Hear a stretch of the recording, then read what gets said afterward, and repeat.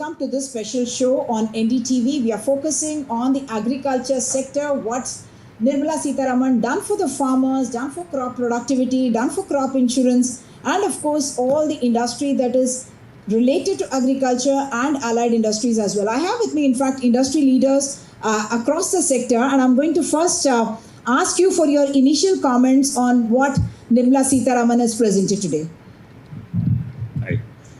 Yeah, it seems a very positive budget towards agriculture.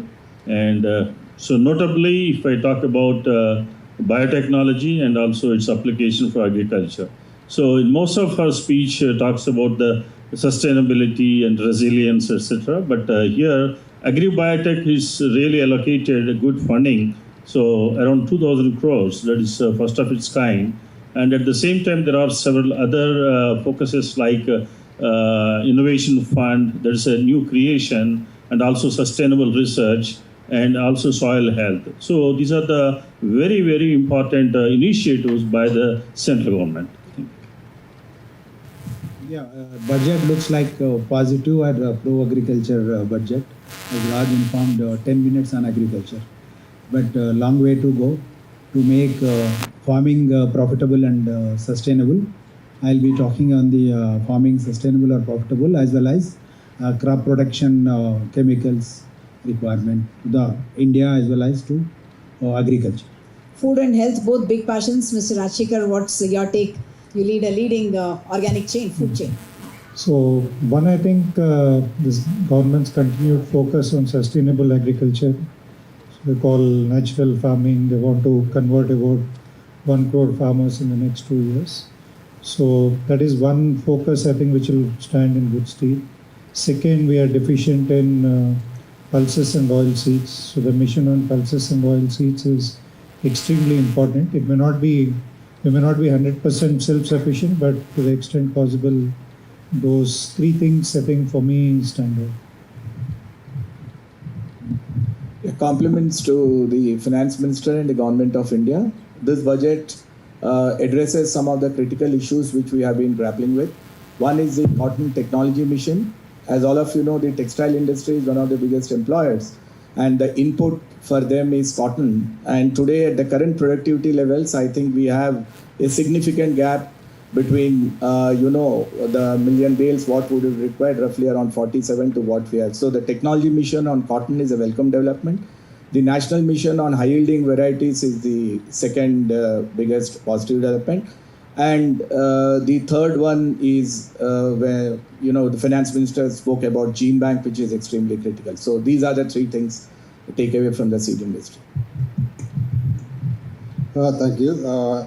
I see this particular budget is very different from the earlier budgets because there are something new, innovative inclusions are there. Let me list 3 or 4. Number one, the use of Center for Excellence for Artificial Intelligence, in which agriculture has been included, besides health and education. And this is a good initiative to start with, using artificial intelligence. And number 2 is that private sector research. First time they provided 20,000 crores. Of course, it may be for not only agriculture, maybe others. But they said they will encourage private sector research and innovation. This is an excellent move towards the growth, which all developed countries keep doing it. It's a very proud moment, and we thank the finance minister because our culture being the agriculture, she stated that out of the 10 engines, the agriculture engine is the most important to take this country forward. And second important thing, what she said, that the India is going to be a world food basket. It means the perspective of the government is going to ensure the productivity and prosperity of the farming community of this country. And we also see the Kisan credit card limit enhancing from 3 lakh to 5 lakhs. It means the farmer need not to depend on the private vendor for his money whenever he needs. And it gives a lot of confidence to the farmer to get the right inputs, quality inputs in time at a subsidized interest rate. We welcome this budget. So very often we talk about the largest number of people depending on agriculture for their livelihood, and yet it's not able to add up in terms of the GDP. It's not adding to the numbers. And you said that's probably the big shift that is there in this budget, talking about it being a locomotive for driving the GDP, which really means that you're putting it in a proactive kind of a position where it's going to drive the growth itself. Dr. Venkatram, I'm coming to you. The finance minister talked about, you mentioned the cotton mission productivity. She also spoke about mission for the pulses, the 6-year mission for pulses, and she also spoke about high yielding varieties and the gene bank. How critical are all these going to be in terms of translating what we see on the ground? Because what we do know is that this is a sector where you're always reporting distress. Of course, there are big numbers in terms of productivity, yes, but the human face of it becomes the farmer is someone who needs support from the government. Yeah, I think this is a very important interventions, at least which have been spelled out, because seed is what it would like impact the overall productivity. The cotton mission, to put some numbers in perspective, as I told, we are 45 million bales is what the textile industry would need. And the textile industry would grow, obviously, I mean, as per the government estimates, 10x to what it is now at this point of time. And it is the second largest employer after agriculture. So cotton, the seed, if it is actually, not driven, and if those productivity levels are not addressed, then that is a similar kind of a distress what you see. So the technology mission on cotton, which she spoke about, and she also spoke about the extra long staple variety and all. There are 2 or 3 interventions which are critical there. The low productivity districts which are being talked about, there is currently a mission which is on. Probably those districts will get integrated. As part of the aspirational districts that the NDTV speaks about. Absolutely. The second one, which is very critical, is there has been some bit of a technology impasse as far as cotton is concerned. There are technologies which are existing in private. There are technologies which are there in the public sector, but which are due for commercialization. I think probably we will have to give it a push, and then we would see the productivity improving significantly apart from agronomy, and the other aspects. So I think cotton, if it is addressed, because India, the cotton is grown on 12 million hectares, and then it actually impacts multiple other, the downstream industries like that. The second one is high yielding varieties. Associated with all the wealth creation in many cases, and also the distress actually. Exactly, and the whole textile industry employs, the second biggest employer after agriculture is textile.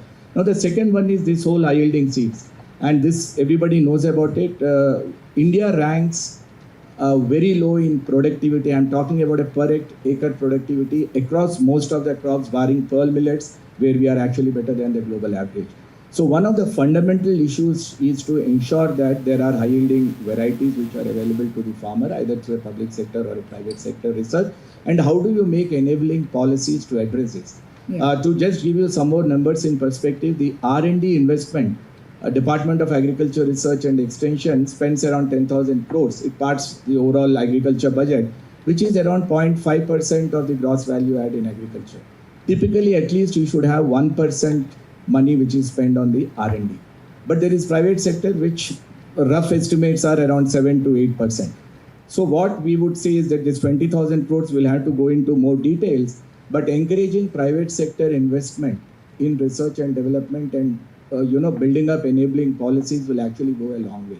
That actually, the big takeaway, one of the big points that the finance minister made is what he's mentioning about 20,000 crore rupees in research and development, and that is in partnership with the with the private sector as well. Mr. Gopal Krishna, one of course is research and development, that is very critical. Second aspect of it is also the market linkages, because that is something that once again is the reason for the distress in the community, the farming community. I fully agree with you.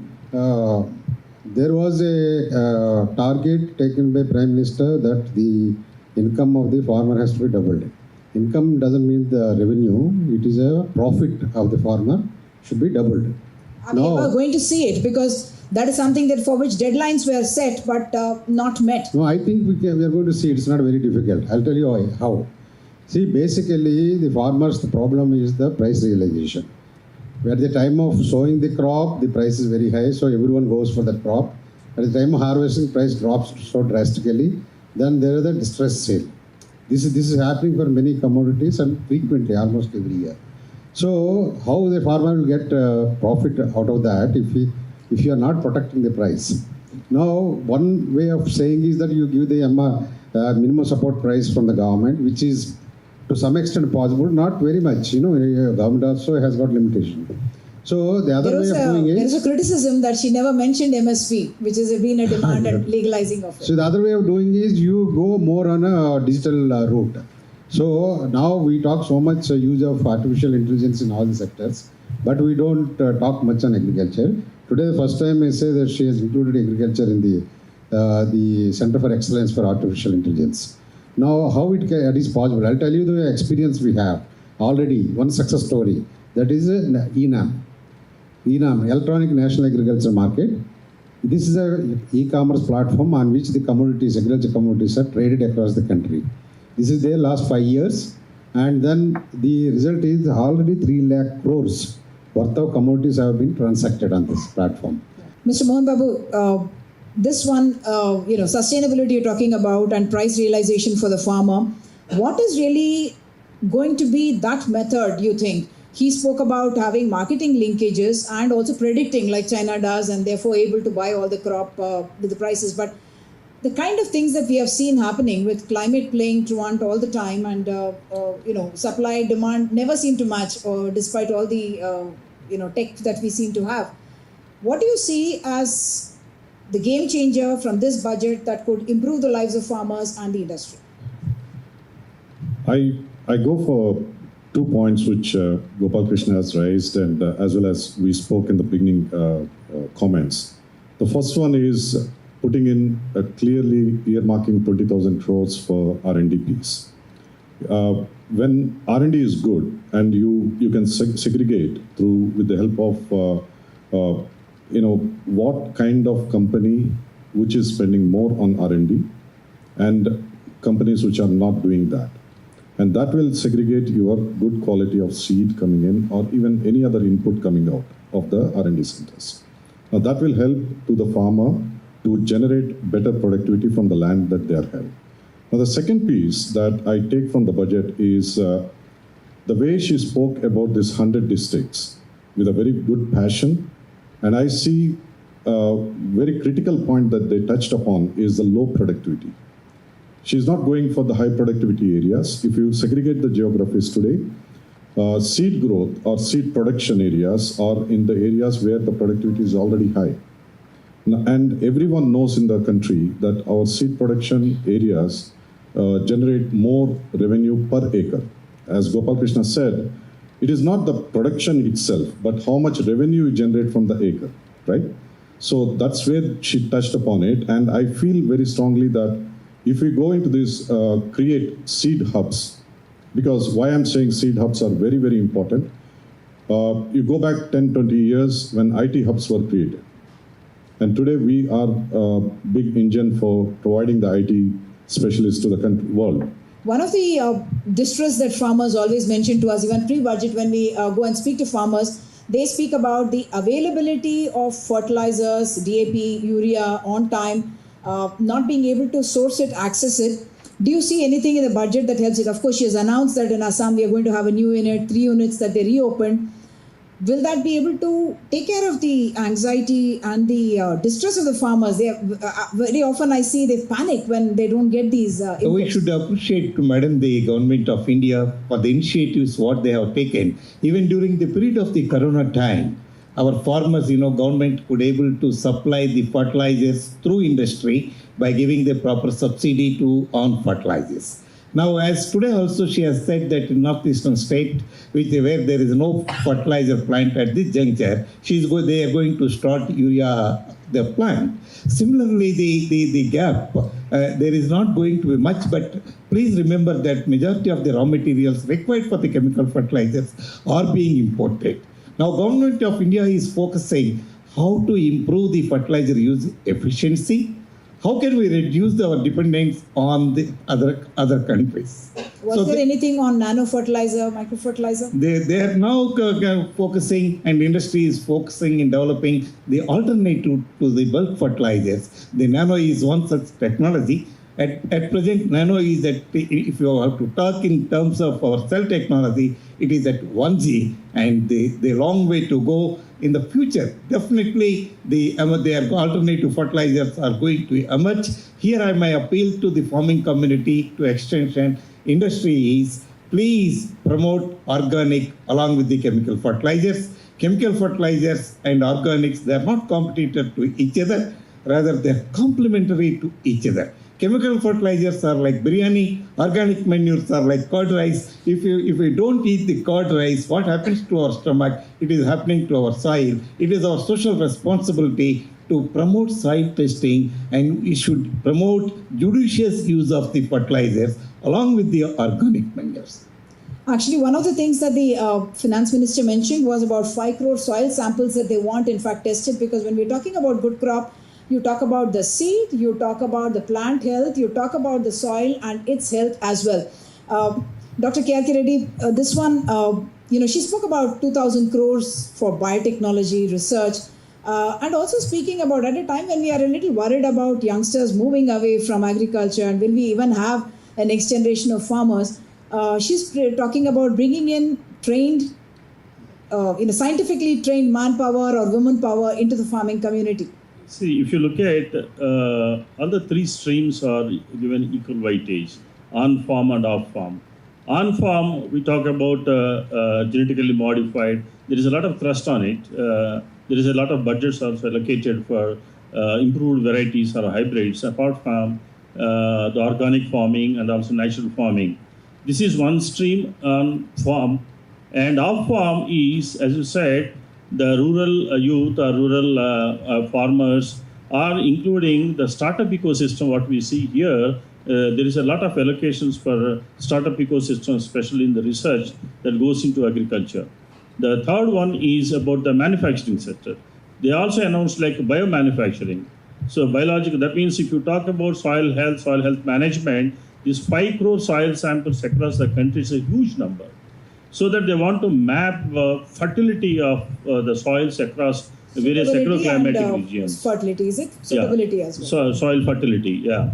So this 5 crore sample is not it's a Hercules task, but I do not know how government is going to handle this with the public-private partnership programs or standalone. But it can give an excellent idea that because soil is a very, very important source, because even today 95% of what we consume is all comes from the soil only. So including animals and humans, it all depends. And as said, we need to produce at least 70% more per acre to feed this growing population. We know the arable land is shrinking, but there is a lot of pressure on every inch of the soil.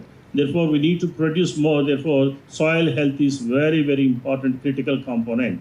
Therefore, this, especially these combining the science and research, what they are actually now flowing a lot of money, and also the training centers, what they are coming up with skill development.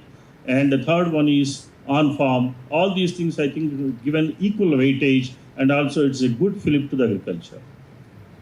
When we talk about India 2047 and Viksit Bharat, we say demographic dividend is something that we must have. But where are all those youth from the rural hinterland going to find the jobs? And also, who is going to conduct agriculture, grow the crops?